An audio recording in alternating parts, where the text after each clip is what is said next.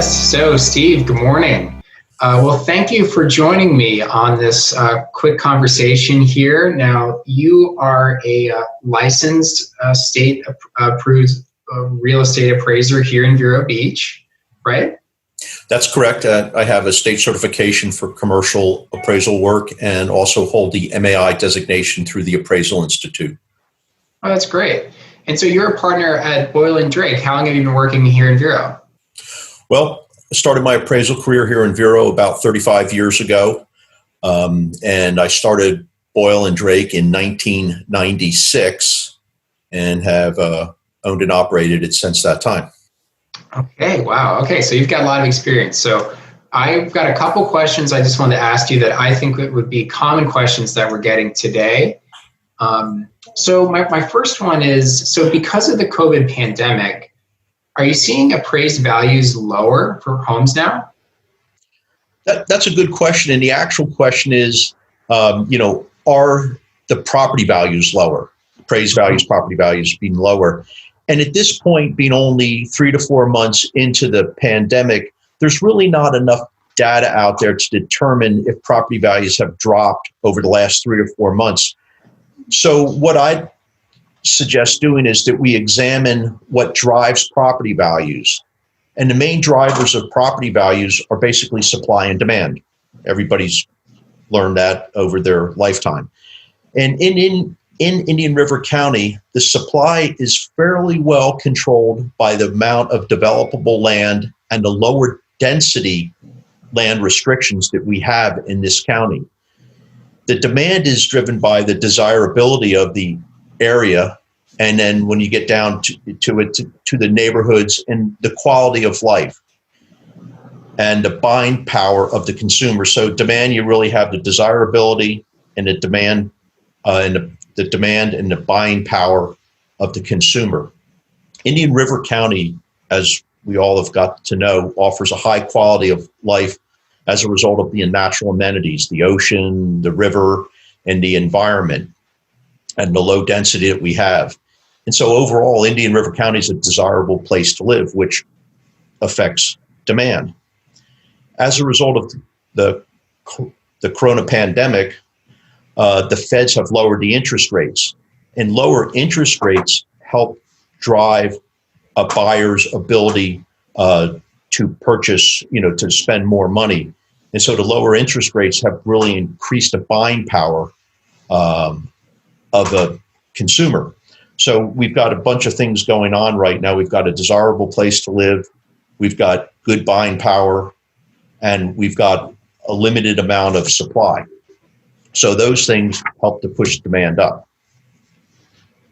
Yeah, I agree with that. And just to chime in, what I've seen is median and sale price very consistent, believe it or not, of what they were around this time last year on a quarterly comparison.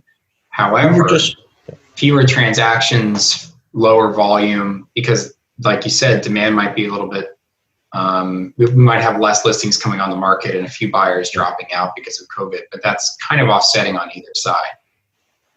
And, the other things too is the lower density that we have here appeals to people, and it seems to be much safer. When you look at Indian River County, which is predominantly lower density compared to other areas in the country or even on the east coast of Florida, like Dade, Broward, and Palm Beach counties, the number of virus cases here is considerably lower. Of course, we have a smaller population.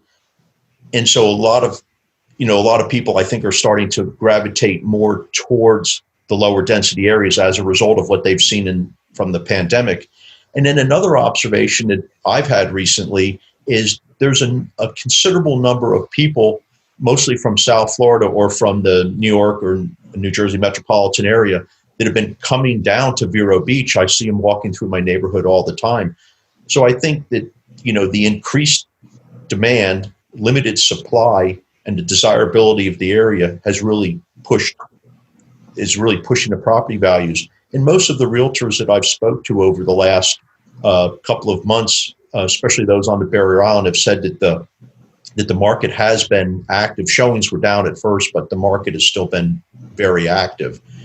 And so I really think that as a result of the limited supply and the demand factors, including, as I said, the quality of life, low interest rates, and the buying power of the consumer, my prediction is that we're going to see home prices increase over the next 4 to 6 months as opposed to decrease in this area.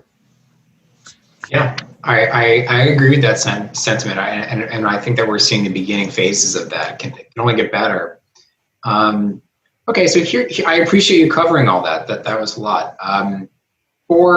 Here's a question you probably get asked every couple days at the grocery store or on elevators.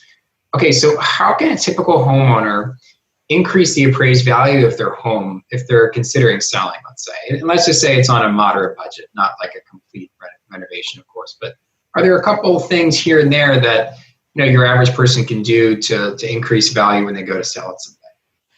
There are, and it starts with the old adage that what drives property values, and it's location, location, location. But for the most part, the home is fixed. So what's the second most important factor? And I think the second most important factor is what I call a presentation, or the wow factor. And, based on my 35 years of talking to realtors about homes and selling and why something sold, what I've learned is, the home should be clean and uncluttered and up to market standards. And on a limited budget, everybody can do, the clean and uncluttered, paint the house, clean it up, make it look good, clean the carpet so it presents well. And then if you have a little bit more money, the most important things that always come back in the conversation is the kitchens, the bathrooms, the flooring, and the roof. The roof is becoming a much more important issue because of insurance requirements. And also when you see what the cost of the roof is, depending on the house, it's a fairly large portion of the cost of the house for things that have to be repaired in sometime in the near future. So those are really the things that I think that they need to concentrate on. If the money's available, it's the kitchen, the baths, the flooring, and the roof. And those are the things that'll bring back most of the dollars that you invest into the house. Yeah, absolutely. And you can't control location. So, okay.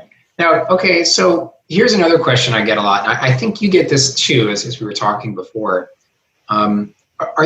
Let's say that if there are sales comps in a neighborhood that are distressed or foreclosed, or for some reason or another it's sold below market value, will that automatically lower the value of the subject property? That's a very good question, and I get asked that for the last 35 to 40 years on a regular basis. Mm-hmm. And as a result of that, I actually put together a seminar which I provide to any real estate office that wants it at their weekly or monthly meetings, or also to the board of realtors. And it's called Educating Your Appraiser. And what created that seminar and what created this question is most recently was, of course, the real estate recession we had in 2007, 8, and 9, and a lot of properties were being dumped in foreclosure. But what created the problem was in 2010, the Dodd-Frank legislation was passed, and part of the Dodd-Frank legislation included the fact that banks had to use appraisal management companies to order their appraisals. Mm-hmm. And these appraisal management companies, or they call them AMCs, are supposed to be independent of the bank, and a lot of people set up businesses to do this, and they're handling that transaction between the bank lending and the appraiser.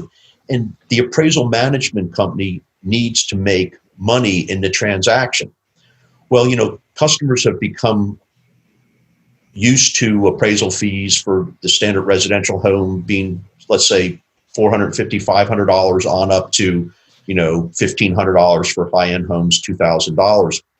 So the appraisal management companies really didn't want to tack on an additional fee, so they started going out and approving appraisers in large geographical areas and then sending out a bulk email that says, we've got a request in this area that you're registered for.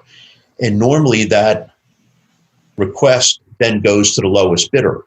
Because if the bank's willing to pay, let's say for a higher end property, $1,000 for an appraisal, the appraisal management company, if they can get it done for $400 or $500, they get the difference.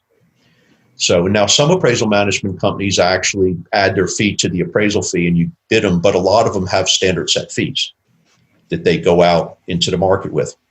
Well, what's happened with that is you have appraisers who end up to be the low bidder that take an assignment that they may not have what we call the geographical competency for. And that means that they don't do a lot of work in that specific market. And I see this a lot when I get these appraisals to review when the deal goes bad. So in my seminar of educating an appraiser, what I stress is the very first thing that you should do as a realtor to prevent from having problems is make sure you're the contact person for the appraiser. And then, so when you get the phone call, the first thing you should ask the appraiser is, "Hi, how you doing? So I know about the appointment. Where's your office located?" And what you're really trying to find out is, are they local or are they not? And then don't be afraid to ask them, do you belong to the MLS, for that area, for the Indian River County, Brevard County, wherever your property happens to be. And then ask them, have you done anything recently in the neighborhood? If it's McKenish Park or wherever, just, find out. And if they answer, oh, yes, I've appraised, then But after you get the answer to those three questions, you'll know how much homework you need to do. This gets me down to what I call the good, the bad, and the ugly. All appraisers would rather have the realtor's input at the beginning of the assignment than after the fact. So don't be afraid to put together all of the sales that have taken place in the neighborhood. And that includes the good ones, the bad ones, and the ugly ones. And just try to make sure that the sales are what we call comparable to the subject with regard to age, condition, amenities such as pool, so on and so forth, and location. Okay, so with that being said, the next most important thing to do is leave them notes about the sales. And now this gets down to your question more directly. If you know that there was a foreclosure, a relocation, an estate sale, or a medical necessity affected that sale, that's what we call condition of sale. And if one of those issues took place, let's say if it's a foreclosure and it was liquidated by the bank, technically it doesn't meet the market value definition because there's 5 specific criteria in the market value definition that have to be met. And it says in order to be a market sale, it has to meet all 5 criteria. And typically in a foreclosure or a relocation, there's a more than motivated seller. So it may have been a lower price, or if there's an estate sale or a medical issue where the people have to go to a nursing home or something happens, one of the two spouses pass away, God forbid, then there's typically the house is what we will call liquidated. And those sales, if used, should be adjusted for condition of sales or the condition of the sale. And then the next thing that you need to leave the notes on the MLS sheets for is tell the appraiser what you know about the interior of the house that sells, because they're going to drive by and see the exterior, and they may drive by 3 or 4 months later. They'll see the MLS photo and they can look at it now, but they don't know anything about the interior. So if you know something, leave them notes. So the most important thing is provide them the data ahead of time and let them know what you know about the sale, and make sure that you provide the ones that are better than the subject and that are worse than the subject. Because if you don't provide them what I call the ugly sales or the bad sales, they're going to find them and think, oh, well, he didn't provide them or she didn't provide them because. But if they have them and there's the explanation there, then they understand about the condition of sale or the motivation of the seller or the condition of the property. Now, in the event that the appraisal does come in below the estimate of market value or the contract price, the only way you're going to be able to dispute the sale with the AMC, and you have to do it through the AMC, is by presenting them the data, which you already have put together. Yeah, absolutely. So educate your appraiser. It's an important part of the step. And if most people who run into a problem, it's because they didn't take the time to help educate the appraiser. Yeah, I agree that can happen, and sometimes the nuances of locality can make it challenging for someone trying to work in an area that they don't typically work in, and just working with them instead of against them is the best way to do it. Yeah. And part of being an appraiser, we really do appreciate the input, and, we try to take the time, and I ask all my appraisers, if you're not 100% sure, confirm the sale. And the realtors are very good about dropping hints about a condition of a property. When you see a MLS listing that says great location, close to schools, easy drive to shopping, and doesn't mention anything about the interior of the house, it's old, outdated, and so on and so forth. If it says shows like a model, that it's going to be good condition on the inside. So the realtors are extremely helpful to us with what they write in the MLS comments, but still we like to make sure that the sale's confirmed. And normally, hopefully the appraisers, you do get calls from them and you do take the time to, get back to them, because it's important for everybody to work together. Yeah, of course. Sharing of information is definitely helpful. And it's like cozy is small, Yeah, great. Well, exactly. I appreciate all this input. And I know that that you've been serving our community a long time, but you're on to the next thing. So take just a moment and let me know what's up next for you. The election. Well, I've just finished. Basically, I'm in my 41st year of appraising property, and I'm ready to retire and kind of step back. I'm still going to continue to appraise, but I'm going to work on more select assignments. So I decided I would run for County Commission. Mm-hmm. And I'm running for County Commission District 5. Bob Solari is not rerunning. And so I threw my hat in the ring.